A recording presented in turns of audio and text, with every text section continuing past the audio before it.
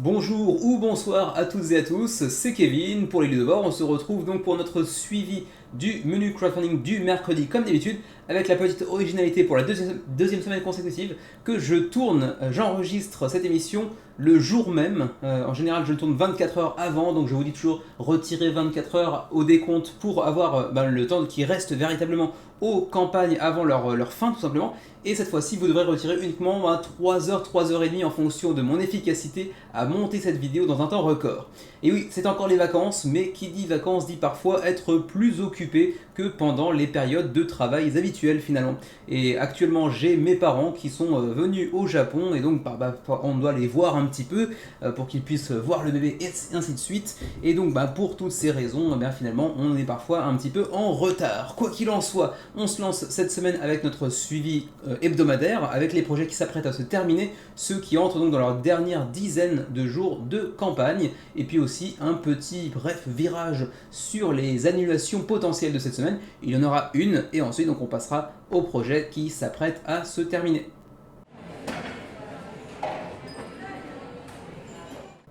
Un seul projet annulé, disais-je donc un peu plus tôt, et c'était couru d'avance, c'était prévisible, on le sentait venir. Il s'agit de Dracula, Fangs and Pitchforks, qui avait été présenté, si je me souviens bien, le 24 juillet dernier dans le menu crowdfunding, et quelques semaines plus tard, ça n'a pas décollé. On est toujours à 67 contributeurs, donc le jeu a mordu la poussière malgré les illustrations si reconnaissables de The Miko. Ça n'aura pas aidé le projet à décoller, et pourtant il y avait quand même cet illustrateur de renom derrière le projet, enfin en partie derrière le projet, et puis derrière ça aussi un jeu d'ambiance et d'identité secrète qui ne semblait pas proposer quoi que ce soit de vraiment très novateur.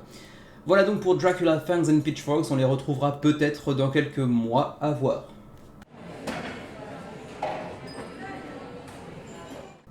Présenté dans le menu crowdfunding du 17 juillet dernier pour ceux qui voudraient en apprendre un petit peu plus sur la teneur du projet, le gameplay, etc. Isle of Trains All Aboard fait toujours belle croisière, c'est une belle machine comme on dit parfois sur la chaîne, avec, vous le voyez ici, un très joli rythme de croisière à 4234 contributeurs. Il reste actuellement 10 heures avant la fin de la campagne, et donc pour une fois, je vous l'ai dit tout à l'heure en introduction, pour une fois il vous faudra retirer uniquement environ 3 heures pour avoir le décompte final. Donc lorsque vous verrez cette vidéo sur YouTube, si vous la voyez en tout cas au moment de la mise en ligne, il vous restera environ 5, 6, 7 heures pour pouvoir potentiellement le backer. Je rappelle que le jeu est disponible en français. Alors donc, pour Isle of Trains, on va faire le petit détour habituel sur les stretch goals. D'abord, je rappelle que le projet est disponible en version française grâce à Bad Boom Games. Ensuite, donc, disais-je, les petits stretch goals, on en avait déjà parlé un tout petit peu la semaine dernière, mais en gros, on a beaucoup d'augmentation, d'amélioration, devrais-je plutôt dire, de matériel, avec par exemple ici le train qui avait son meeple être agrandi, puis disposé d'un petit screen print, donc une petite surimpression sur le meeple. On a aussi des cartes qui ont été légèrement revues à la hausse en termes d'épaisseur. On a aussi la finition au lin sur les cartes. On a également des nouveautés en termes de gameplay, mais uniquement pour la version Deluxe, attention, pas pour la version magasin. Le livret a aussi bénéficié d'une petite revue en termes d'amélioration visuelle qualitative. Et puis également les meeples qui ont eux aussi, comme le train, vu leur taille augmenter, ainsi que le screen print ajouté. Donc voilà, c'est à peu près tout pour les stretch goals. Il n'y a plus beaucoup de temps pour prendre une décision concernant Isle of Trains, ce petit jeu très mignon, tout à fait portatif, qui devrait ravir les amateurs de voies ferrées. Donc il vous restera environ, disons, 7 heures, 5 heures, 6 heures, entre 5 heures et 6 heures disons, pour éventuellement aller backer ce jeu. Beau résultat en tout cas, plus de 4000 contributeurs, on devrait aller chercher quand même les 4500 peut-être d'ici la fin de la campagne. Également présenté dans le menu crowdfunding du 17 juillet dernier pour ceux qui voudraient en apprendre un petit peu plus, Hijacked n'a pas su véritablement prendre en otage les contributeurs. Ils sont actuellement un petit peu moins de 800 à 19 heures de la fin de la campagne, soit environ une quinzaine d'heures lorsque vous verrez cette vidéo en ligne, donc il restera très peu de temps. C'est pourtant, je le disais déjà la dernière fois, un jeu relativement intéressant qui dispose d'un gameplay qui semble relativement intéressant lui aussi, avec une sorte de semi-coopération qui vient entrer en ligne de compte également, avec différents mécanismes qui viennent s'imbriquer les uns dans les autres. C'est pas inintéressant du tout, et encore une fois, la direction artistique assurée par The Miko, mais cette fois-ci ça a en tout cas financé. Je le rappelle également, jeu disponible en version francophone là aussi. 35 000 € d'engrangés, près de 800 contributeurs, on devrait aller chercher 850, voire peut-être même 900 d'ici la fin de la campagne, mais ça fera pas un énorme score malgré tout. Alors, allons voir rapidement les différents stretch goals, si tant est qu'il y en eut. Je ne suis plus persuadé, oui, il y en avait quand même quelques-uns. Alors, on avait donc des nouveaux hijackers, donc des nouveaux preneurs d'otages. On avait aussi effectivement des améliorations visuelles de matériel avec des jetons en bois et non plus en carton. On avait des nouvelles tuiles d'objectifs, de nouveaux passagers, y compris The Miko lui-même, l'illustrateur. Ensuite, toutes les ressources, tous les composants sont désormais en bois et non plus en carton. Et également, on a débloqué une nouvelle passagère, une aide de jeu et puis également une nouvelle tuile d'objectif. Et ma foi, c'est à peu près tout pour l'instant, j'ai l'impression. Pas grand chose à dire de plus concernant Hijacked, si ce n'est que le projet aura peiné à décoller. En même temps, pour un avion actuellement en train de subir une prise d'otage, c'est relativement logique, me direz-vous. Excusez-moi pour le petit bruit, j'ai déplacé le micro plus près de moi pour que vous m'entendiez mieux. Mais vous pourriez également aller voir la dernière vidéo de Nyx. Je ne pense pas qu'elle soit déjà affichée sur la page de la campagne. Mais si c'est le cas, je vous recommande d'aller la voir, oui c'est ça, elle est déjà sur la page. Donc le pourquoi j'ai backé Hijacked, qui vous explicitera toutes les raisons pour lesquelles vous devriez à minima vous intéresser au jeu, pas forcément aller le backer, mais au moins vous y intéresser, parce que c'est un jeu qui quand même fourmille de petits trucs assez intéressants, pour un prix relativement contenu qui plus est. Donc voilà pour Hijacked, il vous restera assez peu de temps pour vous y intéresser, mais bon, en gros, une quinzaine d'heures on va dire. C'était le jeu vilain du menu crowdfunding du 17 juillet, et bien il touche à sa fin lui aussi, mais bon pour le coup c'est financé malgré le résultat assez médiocre.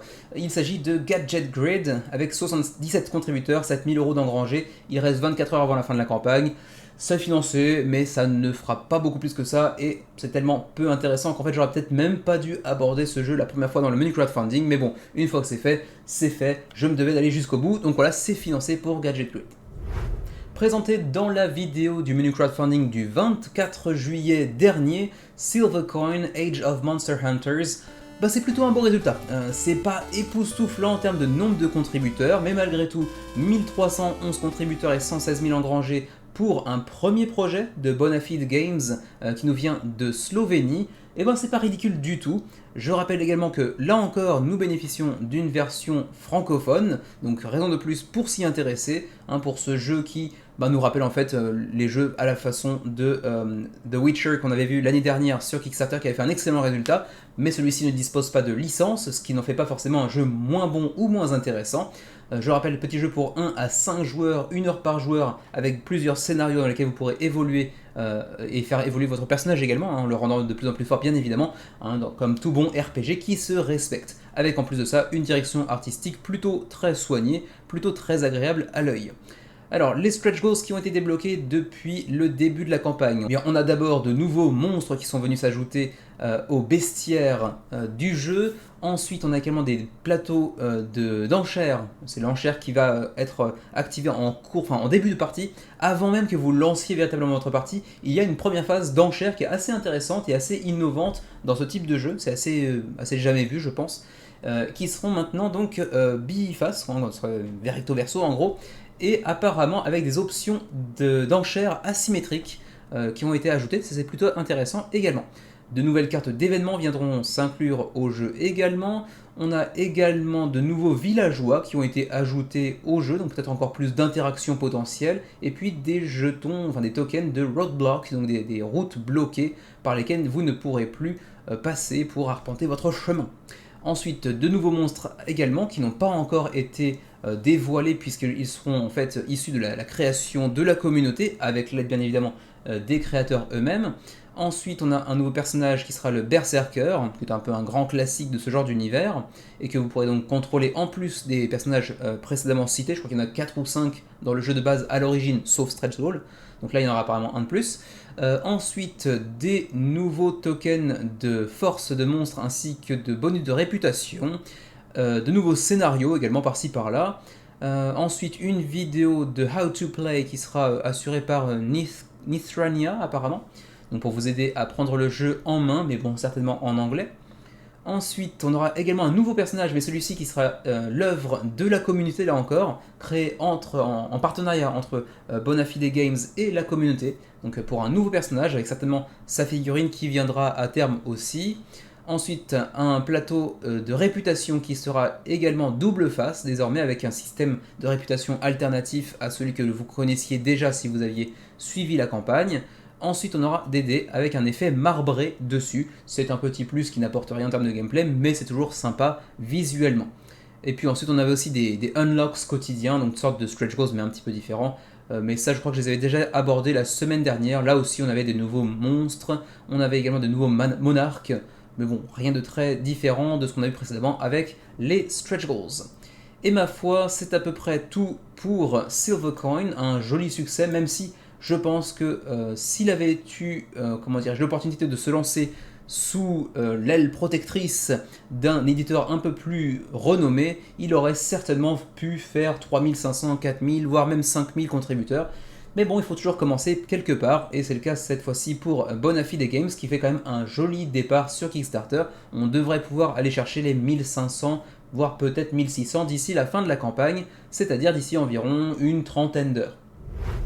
Nul besoin de rappeler à quelle date j'avais présenté cette campagne, puisque ce n'est pas vraiment un jeu, c'est juste des composants supplémentaires pour votre rangement de Loxifié de Western Legends, une campagne intitulée Mountain Range. Donc je le rappelle, ce n'est pas un jeu, mais c'est juste une solution de rangement de tous vos composants de jeu. C'est joli, c'est thématique, mais ça n'apporte rien de thématique, de supplémentaire en termes de gameplay. Mais c'est vrai que ça présente assez bien sur la map, effectivement. Je vous le dis juste donc que ça existe. Il y a quand même 620 contributeurs qui se sont massés sur le projet à 34 heures de la fin de la campagne, mais en théorie ça ne devrait pas intéresser grand monde, a fortiori parce que le projet ne sera livré qu'au Canada et aux États-Unis. Présenté le 24 juillet dans le menu crowdfunding, Star Realms qui remet le couvercle avec cette fois-ci donc un jeu en Legacy, et oui c'est le premier Legacy dans l'univers de Star Realms, ce jeu de deck building bien connu, qui vous offrira en plus l'opportunité de recommencer une campagne avec une sorte de bouton reset. En gros, vous pourrez terminer votre campagne et en recommencer une avec un kit de remise en démarrage, enfin de remise en place disons. Donc ça vous permettra d'y rejouer une deuxième fois, une troisième fois éventuellement. Même si moi personnellement je trouve ça toujours moins intéressant de jouer à un Legacy une deuxième fois, parce que même si on aura des embranchements différents, ça reste un petit parfum de déjà vu qui du coup moi je trouve être un peu frustrant. Mais quoi qu'il en soit, ça a quand même attiré près de 6500 contributeurs à l'heure où j'enregistre cette vidéo, c'est-à-dire à 37 heures de la fin de la campagne, soit environ 34-35 lorsque vous verrez cette vidéo sur YouTube.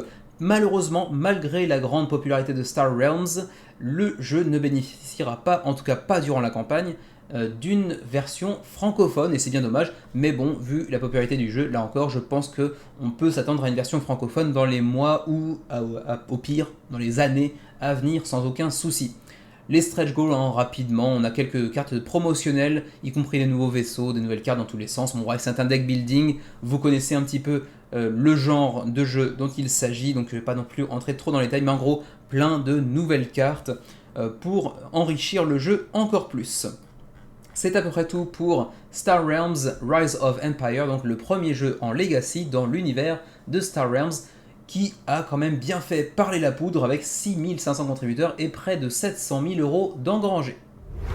Présenté dans le menu crowdfunding du 17 juillet dernier, Sunshine City était et est d'ailleurs encore l'un de ces désormais nombreux print and play roll and write sur Kickstarter. On en envoie quand même un paquet ces derniers mois, et donc Sunshine City a su quand même tirer son épingle du jeu avec ses près de 2000 contributeurs, 19 000 euros d'engrangés à 62 heures de la fin de la campagne. Ça se passe plutôt très bien pour eux, avec donc ce roll and write assez typique on va dire, mais avec la possibilité de créer un nombre quasi illimité de nouvelles cartes, puisque vous pouvez aller mélanger les quartiers de cette ville imaginaire qui sera la vôtre, avec le Infinite Generator qui est donc offert sur internet pour aller mélanger les quartiers et créer en fait vos propres fiches de jeu qui vous permettront donc une rejouabilité, une profondeur de jeu toujours accrue, toujours plus riche. Après ça reste un print and play avec un gameplay semble-t-il relativement classique, pas vilain mais qui ne devrait pas non plus laisser des souvenirs immémoriaux et impérissables.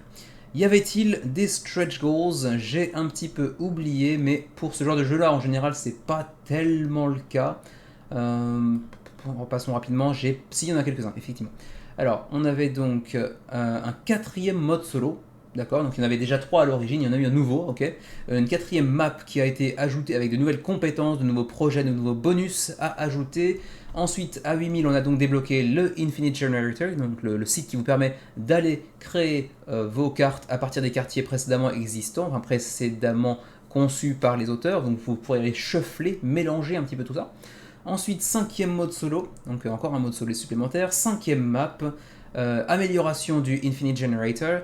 Ensuite, sixième mode solo, décidément il y en a un paquet. Sixième map, et pour le reste, ce n'est pas encore débloqué, mais ça pourrait venir à terme avec encore un septième mode solo, une septième map, et ainsi de suite. Il reste un peu moins de 3 jours à l'heure actuelle, 62 heures de jeu, pas de jeu, 52 heures de campagne. Excuse-moi, je suis un petit peu fatigué aujourd'hui. On a eu un petit problème à la maison avec bébé, mais tout va bien, aucun souci. Mais du coup, on a assez peu dormi, voilà. Bref, quoi qu'il en soit, il restera environ 58 heures, 59 heures quand vous verrez cette vidéo en ligne, donc suffisamment de temps pour vous y intéresser. Attention, ceci dit, pas de version française, mais comme vous le voyez, il y a assez peu de texte. Une fois que vous aurez compris les règles, ça devrait pouvoir rouler tout seul. Présenté il y a 3 jours à peine dans le menu crowdfunding du 7 août dernier, Fishing Lessons, le nouveau jeu de Button Shy Games, avec ici cette nouvelle gamme Only Solo, je crois, ou j'ai oublié comment ça s'appelait d'ailleurs. Ils ont une gamme maintenant réservée au solo, Simply Solo, parmi lesquels vous retrouvez par exemple Food Chain Island, Ugly Griffin Inn ou encore le plus récent Unsurmountable. Et donc viennent s'ajouter à tous ces 3 jeux la nouveauté Fishing Lessons, jeu de pêche qui n'aura pas non plus ferré une baleine, hein, soyons honnêtes. Je n'irai pas jusqu'à dire que la montagne a accouché d'une souris, mais quand même, je m'attendais à un petit peu mieux. Bon, en général, ça fait quand même des très bons scores du côté de chez Button Shy Games. On est loin d'être ridicule avec près de 2000 contributeurs. On va les dépasser d'ici la fin de la campagne, c'est sûr. Mais je pensais que ça ferait un petit peu mieux malgré tout. Donc je vous invite de toute façon à aller consulter la vidéo du 7 août dernier, il y a 3 jours à peine, pour en avoir le cœur net. Est-ce que ça pourrait vous intéresser? Généralement, les petits solos de Scott Arms chez Button Shy Games sont plutôt sympatoches. Je pense que celui-ci le sera aussi, mais de là à aller le baquer, c'est vrai que les frais de port pour les jeux de Button Shy Games durant les campagnes Kickstarter pour l'Europe sont généralement pas les plus intéressants non plus. Mais bon, récemment la gamme est traduite en français par Matago, donc si vous attendez encore quelques mois ou quelques années, il n'est pas impossible qu'on le retrouve en boutique. Présenté dans le menu crowdfunding du 24 juillet dernier, c'était d'ailleurs le coup de cœur de la semaine lors de sa présentation, Moonraker's Titan, le nouveau projet de Ivy Studios, et quand je dis nouveau, c'est avec des guillemets, puisque en fait c'est le premier jeu de Ivy Studios, avant Veiled Fate, puis avant Mythic Mischief, mais ce jeu qui nous revient donc avec ici 3 nouvelles extensions, que vous voyez ici, ainsi que la Big Box, pouvant contenir le jeu de base, ainsi que les 3 nouvelles extensions, et même un peu plus de place en superflu pour l'instant, qui pourrait accueillir d'autres extensions futures. Il reste actuellement 3 jours avant la fin de la campagne, on a engrangé 1 600 000 € et 10 700 contributeurs à l'heure où je vous parle. Autrement dit, bon, les backers se sont bien meutés sur le jeu, c'est une belle machine, là on est vraiment sur de la science, hein. C'est du travail fait au laser, hein, vous le voyez, c'est très beau, et j'avoue que moi-même, ça me met un petit peu la tulipe à 45 degrés, ça faisait longtemps que je l'avais pas dit, mais il fallait bien que je le sorte de temps en temps. Hein, je suis aussi, entre guillemets, connu pour ces expressions qui ne veulent pas grand-chose, qui ne veulent pas dire grand-chose, mais qui sont si imagées, si délicieuses finalement à l'oreille. Voilà, je m'égare, je divague, je digresse. Mais bon, c'est la fatigue ça. Hein, être papa depuis quelques semaines, ça joue un petit peu sur le sommeil quand même. Et encore, il est quand même vachement mignon. Encore une fois, je digresse, hein, je parle de mon bébé, mais que vous voulez-vous. Je ne sais pas si je vous dis comment il s'appelle déjà. Il s'appelle Lucas. Ça existe en japonais aussi, comme en français. Bref, on s'en fout, on continue. Alors d'abord, petit coup de flotte, parce que j'ai chaud. Ça va mieux une fois que c'est fait. Hein. Donc Moonraker's Titan avec les 3 nouvelles extensions, avec ce nombre de backers qui croient tel un pur sang au galop. Hein, voilà.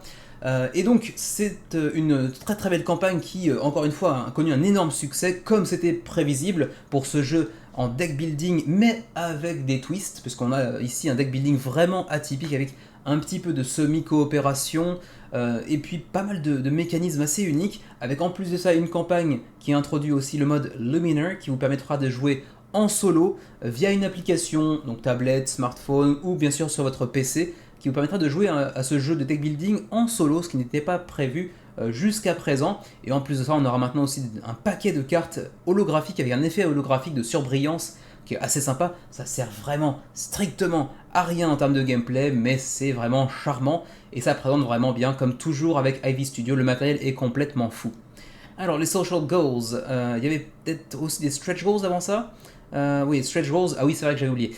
C'était une nouvelle carte avec effet holographique pour chaque 25 000 $ engranchés à partir du seuil de 100 000 $.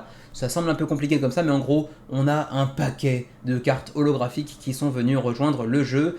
On a actuellement un nouveau duel, parce que ça s'établit en format de jeu de vote en gros. On vous propose toujours 2 cartes et vous choisissez celle que vous voudriez voir inclure la collection des cartes holographiques. Donc là par exemple, le prochain vote est pour I.O. Wraith 3000 ou Pat Nangar. Vous choisirez donc celui qui vous plaît le plus visuellement et pour lequel vous estimez qu'il devrait bénéficier d'une carte en holographique plutôt que l'autre. Mais bon, l'autre fera certainement son apparition en holographique d'ici la fin de la campagne aussi, vu qu'on continue à engranger du backer. En voulez-vous, en voilà. Au-delà de ça, on a aussi eu d'autres petits stretch goals sous le format de social goals, donc en fonction de succès sur Kickstarter, sur Facebook, sur TikTok et compagnie. J'y connais pas grand-chose, mais en gros, ça nous a permis d'aller ajouter de nouvelles cartes là aussi. Et ma foi, il n'y a pas grand-chose de plus que ça à dire en termes de stretch goals, parce que c'est essentiellement donc qui veut de l'holographique, on va vous enfiler. Voilà, c'était à peu près tout en termes de stretch goals, mais c'est un petit ajout encore une fois purement visuel. Mais au-delà de ça, les extensions ont l'air vraiment très sympas. Elles ont l'air de gommer en grande partie les défauts supposés. Moi, j'ai encore jamais joué au jeu, même si ça me tente pas mal. Les défauts supposés du jeu de base. Donc à voir, à confirmer bien évidemment pour ceux qui auraient pu le tester, notamment sur TTS. Vous m'en direz des nouvelles, mais c'est vrai que moi j'avoue que le bouton « Je soutiens ce projet » n'a jamais été aussi brûlant. Hein. Mon index est en train de s'enflammer pour ce projet. Mais bon, pour l'instant je résiste, hein. J'ai un petit peu de self-control. Ça s'appelle aussi avoir un bébé, le self-control, et avoir des dépenses qui n'existaient pas au préalable. Mais bon, de là à m'empêcher d'aller backer un petit Moonrakers, je sais pas, on verra bien. C'est pas comme si je pouvais rien backer non plus, soyons honnêtes. Mais voilà, je vous renvoie de toute façon vers la vidéo du 24 juillet dernier, le menu crowdfunding, pour en apprendre plus, bien plus d'ailleurs, sur Moonrakers, parce que là j'ai quand même beaucoup divagué et beaucoup digressé. Mais en tout cas, c'est une très belle campagne d'un très beau jeu qui apparemment est enrichi de 3 nouvelles extensions qui ont l'air vraiment d'apporter beaucoup en termes non seulement visuels avec un matos fou, mais notamment aussi en termes de gameplay qui, pour chacune de ces extensions, vient gommer un petit peu chacun des défauts qu'on nommait généralement quand on mentionnait Moonrakers. Donc vraiment, il y a uniquement des raisons en fait de se pencher dessus. Et pourtant, je ne suis pas un grand aficionado du deck building en règle générale, mais celui-là, je sais pas, il y a vraiment un truc. Il faut bien dire que Ivy Studios sait vendre ses jeux. Quoi qu'il en soit, il reste 3 jours avant la fin de la campagne, 10 000 contributeurs, 1,6 million d'engrangés à l'heure actuelle. Une très belle campagne. Je pense qu'ils iront chercher les 12 000 backers d'ici la fin de la campagne. Peut-être pas les 2 millions d'euros, mais on ne devrait pas être si loin que ça non plus. Et version francophone qui plus est. Présenté le 31 juillet dernier dans le menu crowdfunding, projet français en provenance de DTDA Games, Resonance. Pour l'instant, comme on me l'avait dit en commentaire lorsque j'avais parlé du jeu pour la première fois, n'est pas vraiment entré en résonance avec ses backers. Actuellement 155 backers seulement, et vous le voyez, on n'est pas encore financé. Ça devrait pouvoir se faire d'ici les 5 derniers jours de la campagne. Il reste un peu moins de 500 € à engranger, ça devrait pouvoir se faire. Et pourtant, comme toujours avec DTDA Games, la direction artistique est toujours aussi jolie. Les boîtes présentent très bien, le matos est vraiment très joli. La direction artistique avec beaucoup de noir et quelques petits éclats de couleurs de temps à autre est vraiment très réussie. Mais le passage sur GameFound, pour les petits éditeurs, souvent ça fait un petit peu mal, et je pense que c'est en partie ce qui explique le manque de succès de Resonance, qui aurait certainement pu faire au moins 500, 600, 700 je pense sur Kickstarter, d'autant que le pledge n'était pas affreusement cher non plus, loin de là. Donc voilà, c'est un petit peu dommage pour Resonance, je pense qu'ils auraient pu faire mieux. Après, est-ce qu'ils feront partie de cette j'allais dire longue lignée, c'est un petit peu exagéré, mais de ces éditeurs, de ces petits éditeurs de plus en plus nombreux ces derniers temps, à faire d'abord une campagne sur GameFound, puis quelques mois après une campagne pour le même jeu sur Kickstarter? Ça pourrait être un choix stratégique, à voir. En tout cas, pour Resonance, évidemment pas de stretch goals, parce que pour l'instant le projet n'est pas encore financé, mais c'est malgré tout la dernière fois qu'on en parlera sur la chaîne, puisqu'il reste moins d'une semaine avant la fin de la campagne, plus précisément 5 jours. Présenté le 10 juillet dernier, il y a tout pile un mois, dans le menu crowdfunding, Era of Kingdoms seconde édition plus l'extension Inquisition a rempli son objectif. On était actuellement à 675 contributeurs à 6 jours de la fin de la campagne et 30 000 euros d'engrangés, malgré une annulation. Alors pour ceux qui l'auraient raté, je le rappelle brièvement, on l'avait présenté donc il y a un mois, le 10 juillet dernier dans le menu crowdfunding, mais cette campagne en question avait été annulée dans les jours qui suivent, 5 jours après pour être précis, avant de se relancer une semaine plus tard avec une refonte de la campagne elle-même, pas du jeu bien évidemment, mais de la campagne, et ça a plutôt bien marché puisque après 5 jours de campagne, le jeu avait attiré 280 contributeurs, et cette fois-ci avec une refonte de la campagne avec une meilleure lisibilité, et bien cette fois-ci on a attiré près de 700 contributeurs et il reste un peu moins d'une semaine. Le pari est tenu, je pense que c'est plutôt un bon résultat pour eux. Le jeu, je vais pas en parler encore une fois, c'est un jeu relativement classique mais qui a pas l'air désagréable, qui a une direction artistique pas dégueulasse non plus. Donc je vous invite à vous référer à nouveau vers le menu crowdfunding, la conjonction n'était pas très efficace ici, au menu crowdfunding du 10 juillet dernier pour en apprendre un petit peu plus concernant Era of Kingdoms. J'avais perdu le titre à nouveau. On va quand même faire un bref détour du côté des Kickstarter s'il y en a. Oui, il y en avait quelques-uns. Voilà, c'était ici. D'abord, des upgrades matériels, donc avec des cartes avec une meilleure finition. Ensuite, les hardboard mats qui eux aussi ont été revus à la hausse en termes de qualité matérielle, avec une plus grande rigidité, des plateaux un peu plus épais. Ensuite, on aura aussi un add-on. Alors je déteste personnellement quand on rajoute des add-ons en stretch goals, parce qu'on vous débloque une option pour dépenser plus. Je suis pas fan du tout, mais bon, au moins vous aurez des playmats disponibles en add-on potentiellement. Ensuite, des aides de jeu, ça c'est toujours un bel ajout en général, d'avoir une aide de jeu, surtout quand on a une extension qui vient rajouter encore plus de complexité à un jeu préexistant. Ensuite, apparemment une nouvelle carte d'observatoire, ok. Ensuite, on aura aussi des repose-cartes plutôt. Bon, ça n'a pas un grand intérêt dans le gameplay, mais c'est de l'ergonomie, c'est toujours bon à prendre. Et pour le reste, pour l'instant, ce n'est pas encore financé. On n'est pas encore au seuil nécessaire pour pouvoir débloquer ici, par exemple, de nouvelles cartes de milices qui peuvent être, j'imagine, encore plus intéressantes en termes de gameplay là encore, puisque ça vient ajouter des nouvelles forces, de nouvelles défenses pour vos milices, pour les rendre encore plus larges, plus épaisses, plus consistantes. Tout ça pour l'extension Inquisition. Donc encore d'autres cartes qui devraient pouvoir intégrer le jeu d'ici la fin de la campagne, si tant est qu'on atteigne le seuil de financement requis pour ces stretch goals. Voilà pour Era of Kingdoms et sa seconde édition, accompagnée de l'extension Inquisition. Pour eux, c'est également la dernière fois qu'on les verra sur le suivi du menu crowdfunding, puisqu'il reste moins d'une semaine avant la fin de la campagne.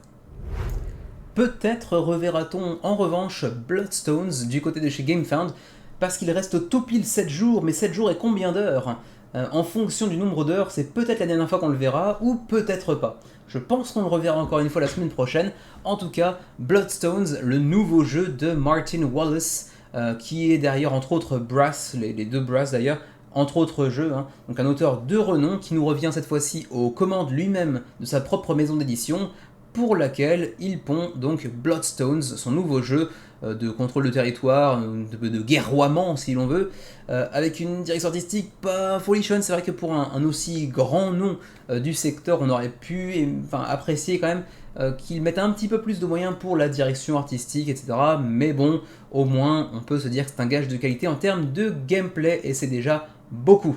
Alors juste pour rappel, le jeu avait été présenté dans le menu crowdfunding du 31 juillet dernier pour ceux qui voudraient en apprendre plus, puisque je le rappelle encore une fois, on ne sait jamais, peut-être qu'il y a des nouveaux sur la chaîne via cette vidéo, que le suivi du menu crowdfunding n'est qu'un bref rappel pour vous dire attention, la campagne s'apprête à se terminer.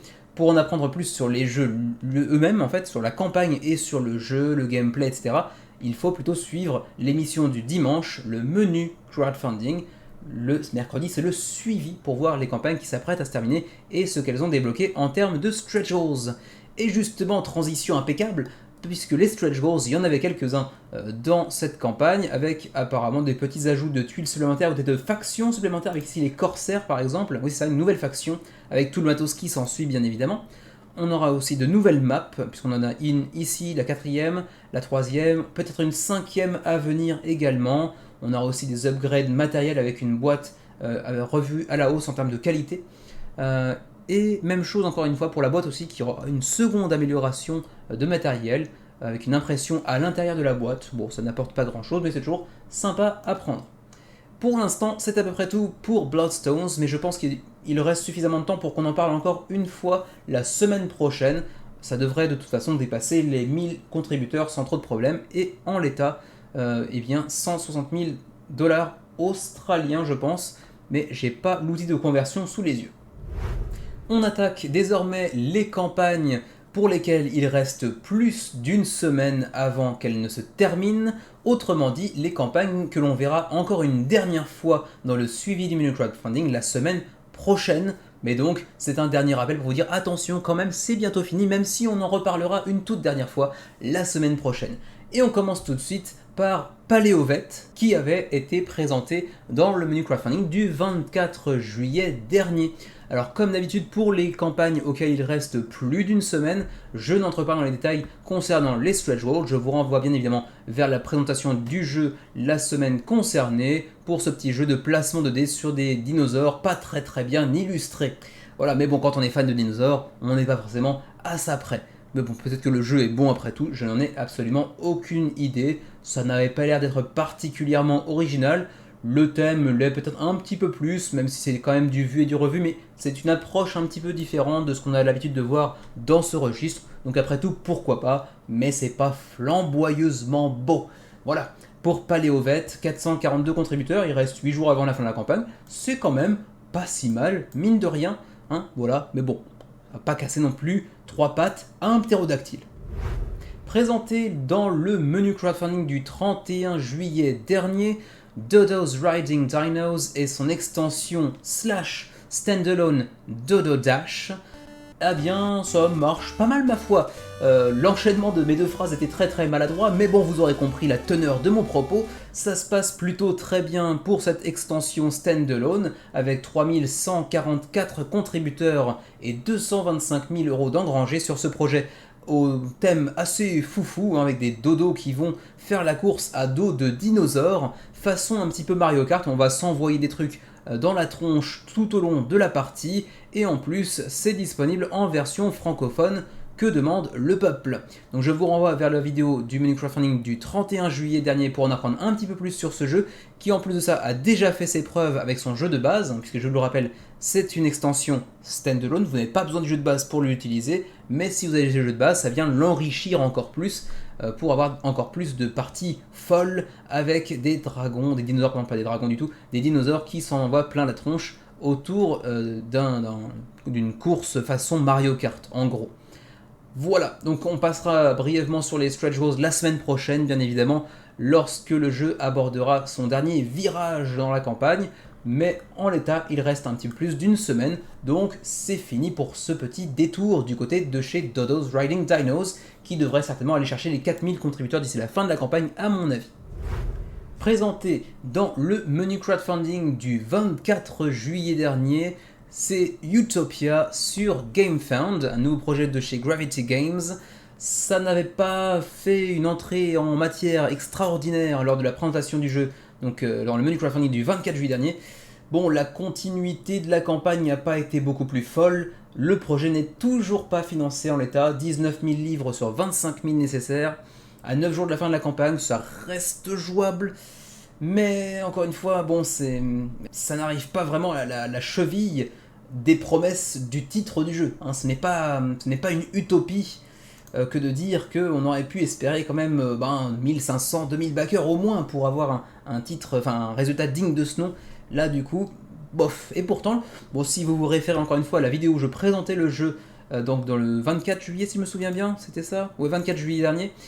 Le jeu a une proposition en termes de gameplay et aussi en termes des thématiques qui est pas inintéressant, qui est visuellement pas dégueulasse, même si la campagne, elle, est dégueulasse, hein, avec ce fond un petit peu Star Wars années 80, assez moche. Le jeu a une direction artistique spéciale. Disons, c'est pas hideux, mais c'est pas très beau, quoi. Il y a un truc, ça marche pas tout à fait. Il y a des idées, mais la réalisation est pas fantastique quand même. Mais en tout cas, en termes de thématique et de proposition de gameplay, ça a pas l'air d'être inintéressant. Ce voyage dans le temps, c'est un petit peu l'effet papillon, vous allez essayer de changer l'histoire, etc. C'est assez intéressant sur le principe, ça n'a pas attiré grand monde malgré tout. Voilà pour Utopia, on en parlera une dernière fois la semaine prochaine, quoi qu'il arrive. Et on termine cette semaine avec un jeu présenté dans le menu crowdfunding du 17 juillet dernier, donc quasiment finalement l'ancien de la semaine, un peu l'illustre vénéré doyen de la semaine. Il s'agit d'un jeu japonais intitulé Laigo Tensho, qui existe déjà au Japon mais que nous n'avons pas eu encore l'occasion de tester, qui a engrangé près de 20 000 euros, ce qui est pas si mal, avec 155 contributeurs, ce qui est assez léger en revanche, pour 10 jours avant la fin de la campagne. On devrait quand même aller chercher 250, 300 contributeurs grand max à mon avis, mais bon, le jeu n'a pas l'air d'être inintéressant. Il y a une direction artistique avec, encore une fois, des idées, même si c'est un petit peu flashy. Mais bon, c'est pas inintéressant sur le papier. Je serais curieux de voir. En plus, ça a l'air, enfin, ça a des allures de Mahjong, visuellement. Le vrai Mahjong, hein, pas le Mahjong à l'européenne, auquel on joue parfois sur PC. Mais le vrai Mahjong, vous allez voir si je trouve l'illustration là ici. Ça ressemble à une vraie partie de Mahjong, ça n'en est pas du tout. Mais visuellement, ça y ressemble un peu. Et de ce point de vue-là, c'est assez charmant. Pourquoi pas? J'ai envie de dire pourquoi pas. J'ai pas fouillé suffisamment pour éventuellement backer. Je pense que je pourrais le trouver assez facilement au Japon si je le voulais véritablement, sans avoir à payer les frais de port. Je sais pas quoi vous dire. On verra encore une fois peut-être la semaine prochaine, pas la semaine dernière, la semaine prochaine. Mais bon, pour résumer, c'est d'ailleurs écrit ici, mythologie avec du hand building, donc c'est pas exactement du deck building, mais bon, hand building, ça s'y rapproche quand même pas mal.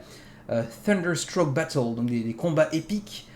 Et puis Super Exciting Thunder Gods Board Game, donc un jeu en se basant sur les pouvoirs des dieux ancestraux du tonnerre et des éclairs et de l'orage, et c'est super excitant sa maman, voilà, en gros.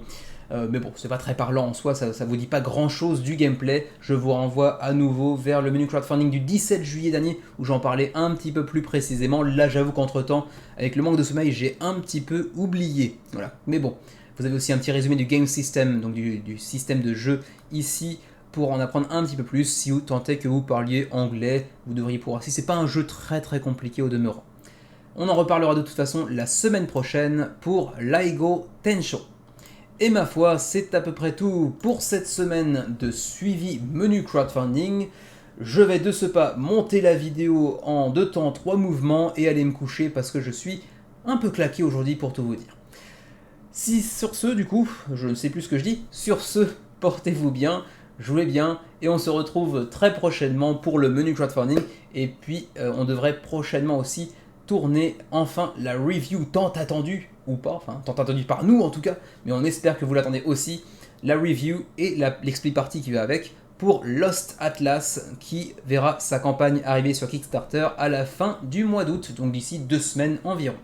Allez sur ce, et cette fois-ci c'est vraiment la bonne, portez-vous bien, jouez bien, et à la prochaine!